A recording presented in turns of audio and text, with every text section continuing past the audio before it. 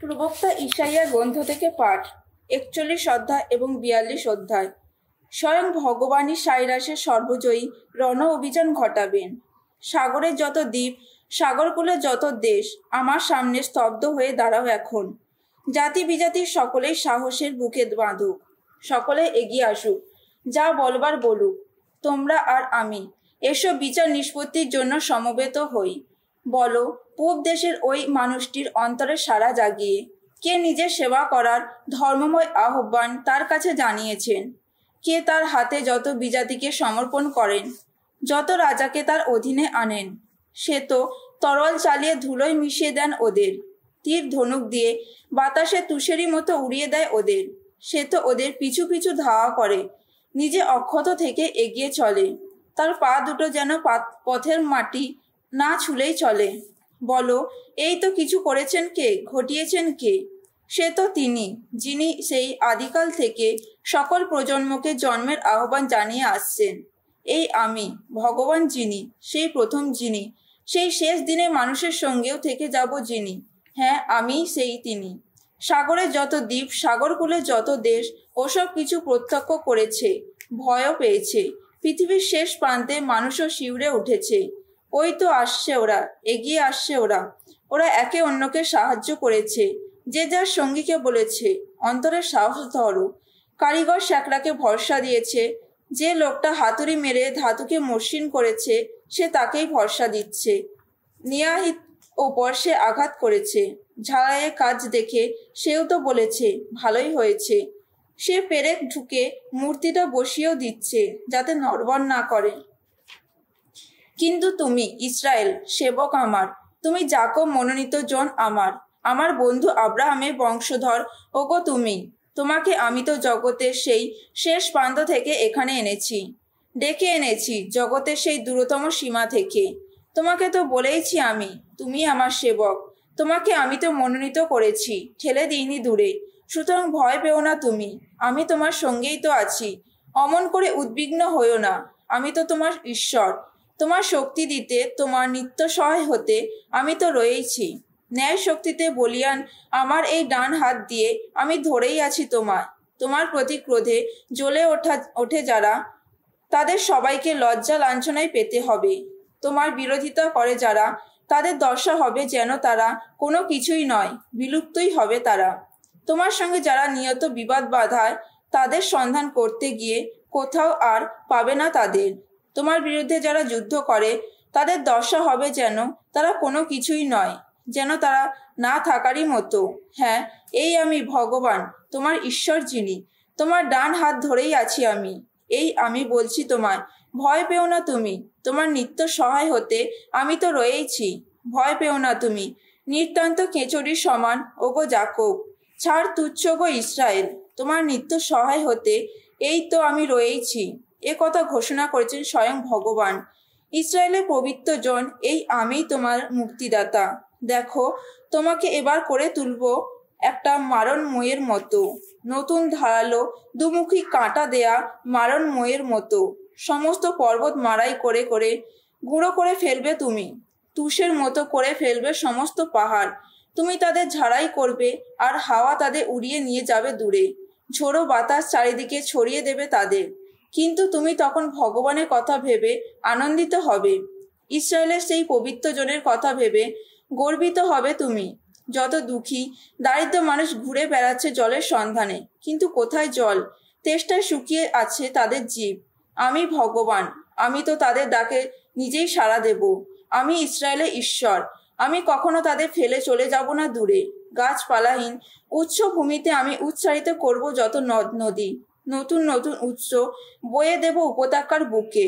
মরুভূমিকে আমি করে তুলব সরোবর, মরা দেশটাকে করে তুলব শত ফোয়ারার মতো। মরুভূমিতে পুঁতে রাখবো যত এরস, বাবলা, গুলমেদি আর জলপাই গাছ। মরু প্রান্তরের পাশাপাশি বসিয়ে রাখবো যত দেবদারু, সরল ও তালিশ গাছ, যাতে মানুষ দেখতে আর জানতে পারে, হ্যাঁ, যাতে তারা সকলেই লক্ষ্য করতে আর বুঝতেও পারে ভগবান নিজের হাতে এই সব কিছু করেছেন। এই সব কিছু সৃষ্টি করেছেন ইসরায়েলের সেই পবিত্র জন। ভগবান এই কথা বলেছেন, নিজেদের সপক্ষে তোমাদের যা বলার আছে এবার তাই বলো। যাকবের রাজা যিনি স্বয়ং তিনি বলেছেন, যত যুক্তি পেশ করার আছে এবার তা শোনাও। ওই সব দেবতা এখন এগিয়ে এসে এরপরে কি কি ঘটবে তা বরং জানিয়েই দিক। এবার জানাও দেখি, আগে কি কি ঘটবার কথা তোমরা বলেছিলে। তাহলে তোমাদের কথা মর্ম বিবেচনা করব আমরা, দেখব তা আদৌ ঘটে কিনা। কিংবা ঘোষণা করো একেবারে কখন কি ঘটবার আছে, জানিয়ে দাও ভবিষ্যতে কী বা ঘটবে।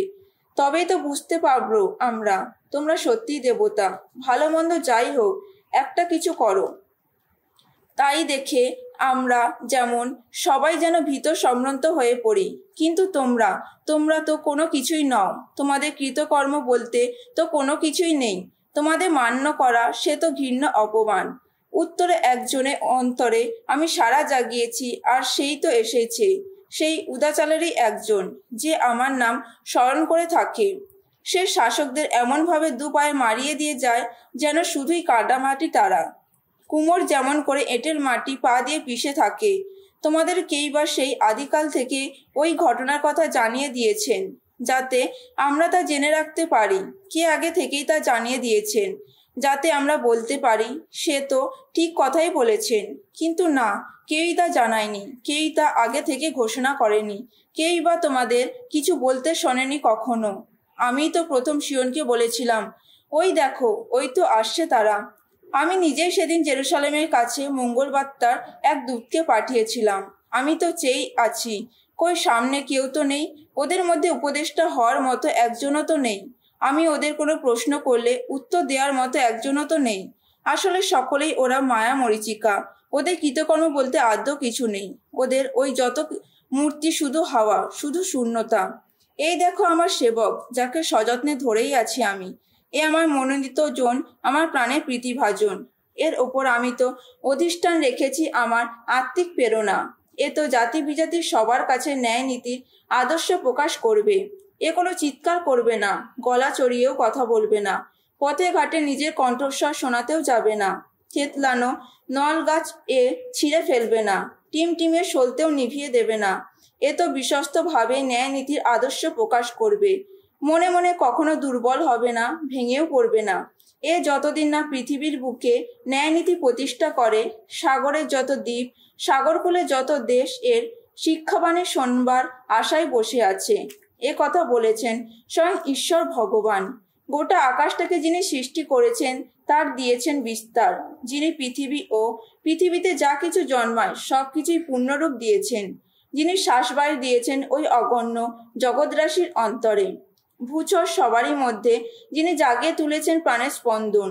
বলেছেন তিনি, আমি ভগবান, ধর্মময় আহ্বান জানিয়েছি তোমার।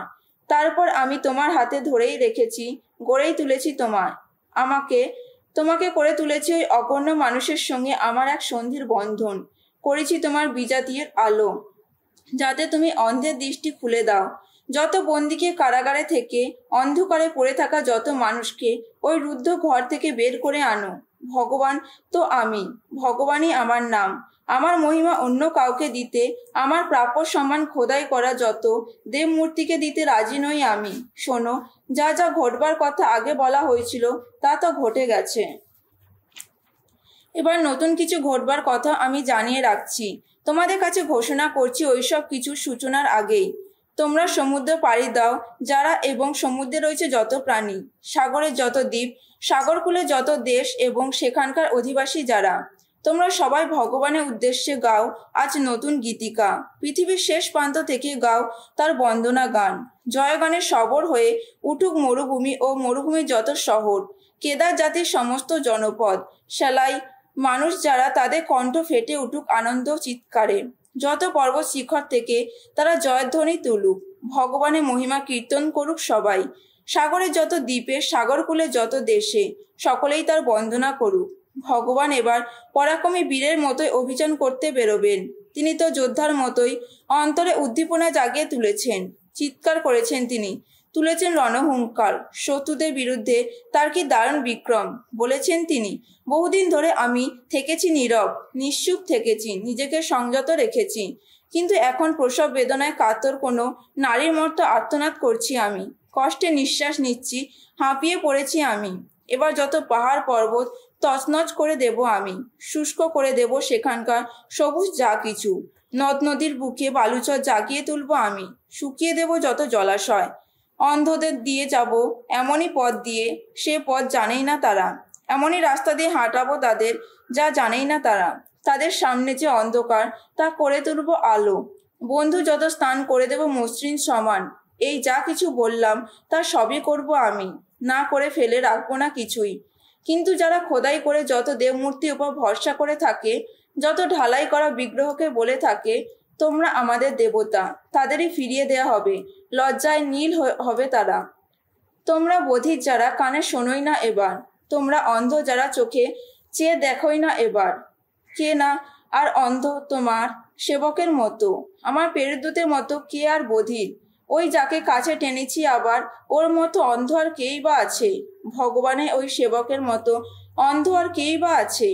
ওই তো দেখেছে অনেক কিছু, তবু কিছু লক্ষ্যই করছে না। ওর কান দুটো খোলাই রয়েছে, তবু কিছু শুনতেই পাচ্ছে না। ভগবান ধর্মিষ্ঠ বলে আপন শিক্ষাবাণী মুহূর্তে মহিমায় ভূষিত করতে পেরেছেন। আর ওই জাতি মানুষের সব কিছুই কিনা ছিনিয়ে নেওয়া হয়েছে, লুট করা হয়েছে। ওদের সবাইকে যত গর্তে বন্দি করা হয়েছে, যত কারাগ্রামে গুম করে রাখাই হয়েছে। ওরা নিজেরাই হয়ে পড়েছে লুঠের জিনিস। আর দেখো, ওদের উদ্ধার করবে তেমন কেউই নেই। ওদের ছিনিয়ে আনা হয়েছে, আর দেখো ওদের ফেরত পাঠাও একথা বলবার মতো কেউই তো নেই। এখন তোমাদের মধ্যে কেই বা এসব কথা শুনছে কান পেতে? ভবিষ্যতে কেই বা শুনবে মন দিয়ে? বলো, সেদিন কি যাকুবকে তুমি দিলে লুঠারাদের হাতে? ওই ছিনিয়ে নেয় যারা, তাদের হাতে ইসরায়েলকে তুলে দিলে কে? আমার যার বিরুদ্ধে গিয়ে পাপ করেছি, সেই ভগবানই কি নন? এই জাতির মানুষ যারা, তারা তো তার দেখানো পথে চলতেই চায়নি, তার শিক্ষাবাণী শুনতেই চায়নি। সেই জন্য তিনি তাদের ওপর নামিয়ে আনলেন তার ক্রোধের আগুন, যুদ্ধের হিংস্র আঘাত। সেই আগুনের শিক্ষা যেন ঘিরল তাদের, কিন্তু তবুও তাদের চেতনা হলো না। পুড়তে লাগলো তারা, তবুও তাদের তো শিক্ষা হলো না। গ্রন্থ থেকে পাঠ, 2 অধ্যায়, 1 থেকে 11 পদ। তুমি যদি প্রভুর সেবা করতে চাও বৎস আমার, কঠিন পরীক্ষার জন্য নিজেকে প্রস্তুত করে তোলো। সত্য প্রাণ হও, দৃঢ় সংকল্প হও। সত্য প্রাণ হও, দৃঢ় সংকল্প হও। দুঃখ দুর্দশার দিনে থাকো অবিচল। প্রভুকে আঁকড়েই থাকো, তাকে ছেড়ে যেও না কখনো। তাহলে তোমার সেই শেষের দিনটিতে তুমি হবে সম্মানিত। তোমার যা কিছু ঘটে সবে মাথা পেতে নাও। তোমার লাঞ্ছিত ভাগ্যের শত বিপর্যয়ের দিনেও ধৈর্য ধরো তুমি।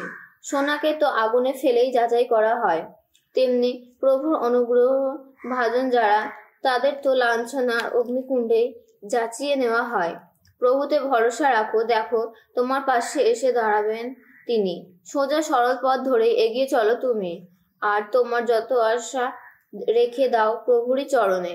তোমরা যারা প্রভুকে সম্ভ্রম করো, তার করুণার পথ চেয়ে থাকো, অন্য কোনো দিকে যেও না তোমরা, তাহলে তোমাদের ঘটবে পতন। তোমরা যারা প্রভুকে সম্ভ্রম করো, তারা ওপর রাখো ভরসা। দেখো তোমাদের পুরস্কার পাওয়া থেকে তোমরা কিছুতেই হবে না বঞ্চিত। তোমরা যারা প্রভুকে সম্ভ্রম করো, তোমরা শ্রেয় সবকিছুই পাবে, এই আশা রাখো। আশা রাখো পাবে তোমরা অনন্ত আনন্দ আর ঐশ করুণা। একবার মনে করে দেখো প্রাচীন যুগের যত মানুষের কথা। প্রভুতে ভরসা রেখে তাদের কেউ কি লজ্জায় পড়েছে কখনো? প্রভুকে নিষ্ঠার সঙ্গে সম্ভ্রম করে কেউ কি পরিত্যক্ত হয়েছে কোনোদিন? তাকে ডেকে কেউ কি উপেক্ষিত হয়েছে কোনোদিন? প্রভু তো দয়াময়, করুণা নিধান। মানুষের পাপ ক্ষমা করেন তিনি। দুঃখ যন্ত্রণায় পড়া মানুষকে তিনি করেন উদ্ধার। পিতরের প্রথম ধর্মপত্র, 1 অধ্যায়। আমি যীশুখ্রিস্টের প্রেরিত দূত পিতর এই পত্র লিখছি, ঈশ্বর মনোনীত সেই তোমাদেরই কাছে, যারা পন্তাস, গালাতিয়া, কাপ্পাদোসিয়া, এশিয়া ও বিথিনিয়া প্রদেশে নানা স্থানে ছড়িয়ে রয়েছে, যারা সেখানে এই ক্ষণস্থায়ী জীবন প্রবাসের দিনগুলি যাপন করছো। পিতা পরমেশ্বর তোমাদের তো আগে থেকেই আলাদা করে বেছে রেখেছেন, যাতে ঐশ্ব আত্মার প্রভাবে পবিত্র হয়ে তোমরা যীশুখ্রিস্টের প্রতি অনুগত হয়ে থাকতে পারো, যাতে তোমরা তারই রক্তে সিঞ্চিত হয়ে ধন্য হতে পারো। তোমাদের অন্তরে ঐশ্ব প্রসাদ ও শান্তি যেন উচ্ছ্বসিত হয়ে ওঠে। ধন্য আমাদের প্রভু যীশু খ্রিস্ট, ঈশ্বর ও পিতা। তার অসীম করুণা গুণে তিনি তো মৃতদের মধ্য থেকে যীশু খ্রিস্টের পুনরুত্থান ঘটিয়ে আমাদের নবজন্ম দান করেছেন, যাতে এক প্রাণময় আশায় আমরা বুক বাঁধতে পারি, যাতে আমরা ঈশ্বরের সন্তান রূপে এমনই এক সম্পদ লাভ করতে পারি, যে সম্পদ সমস্ত ক্ষয়, সমস্ত কলঙ্ক, সমস্ত জীর্ণতার অতীত। সেই সম্পদ তোমাদের জন্য সঞ্চিত রয়েছে স্বর্গলোকে, আর এখন তো পরমেশ্বরের শক্তি তোমাদের ভগবত বিশ্বাসের গুণেই তোমাদের নিরাপদে রাখছে, যাতে তোমরা সেই পরিত্রাণ পেতে পারো যা এখন সেই অন্তিমকালে প্রকাশিত হওয়ার অপেক্ষায় রয়েছে। আর তাই তো তোমাদের মনে এত আনন্দ, যদিও এখন কিছু কালের জন্য তোমাদের নানা পরীক্ষায় দুঃখ কষ্ট পেতে হচ্ছে, যাতে তোমাদের ভগবত বিশ্বাস যথার্থ বলে প্রমাণিত হয়।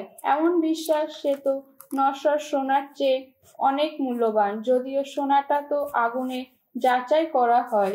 আর এমন বিশ্বাসই যীশু খ্রিস্টের সেই মহা আত্মপ্রকাশের দিনে তোমাদের প্রশংসা, সম্মান ও মহিমার কারণ হয়ে দাঁড়াবে। যীশু খ্রিস্টকে তোমরা নিজের চোখে দেখোনি কখনো, অথচ তাকে ভালোবাসো।